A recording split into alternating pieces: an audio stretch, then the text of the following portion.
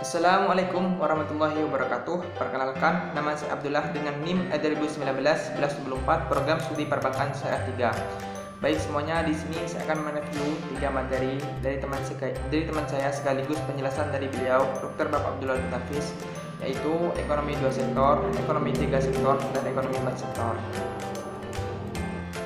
Ekonomi 2 sektor atau ekonomi tertutup dengan kebijakan pemerintah yaitu suatu perekonomian yang terdiri dari sektor rumah tangga dan perusahaan.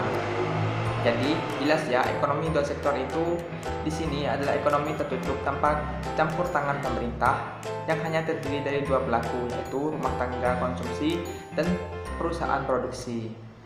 Sedangkan ekonomi 3 sektor atau ekonomi terbuka dengan kebijakan pemerintah yaitu perekonomian yang meliputi sektor rumah tangga, perusahaan, dan pemerintah. Jadi peran pemerintah di sini itu sebagai pengatur, sebagai produsen, sekaligus sebagai konsumen. Nah, besar kecilnya pemerintah dalam perekonomian itu sendiri tergantung pada sistem ekonomi yang dianut. Indonesia sendiri itu menganut sistem ekonomi campuran. Nah, yang terakhir adalah ekonomi 4 sektor atau ekonomi terbuka. Ekonomi 4 sektor yaitu suatu perekonomian yang melibatkan ekspor impor suatu barang dan pertukaran faktor produksinya yang terdiri dari apa saja. Pertama, sektor rumah tangga sebagai kelompok individu. Yang kedua, sektor perusahaan yang memproduksi barang dan jasa. Yang ketiga, sektor pemerintah yang mengatur kegiatan di masyarakat dan perusahaan. Yang keempat, sektor luar negeri yang terjadinya ekspor dan impor suatu barang. Nah, jadi ekonomi terbuka di sini adalah suatu perekonomian suatu negara yang mana melibatkan luas dalam perdagangan antar negara, yang mana seluruh negara di dunia telah menganut ekonomi terbuka.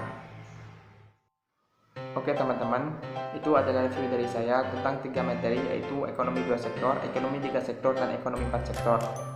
Yang telah jelas yaitu perbedaannya, ekonomi 2 sektor adalah suatu perekonomian yang melibatkan dua perilaku yaitu rumah tangga produksi, rumah tangga konsumsi, dan perusahaan.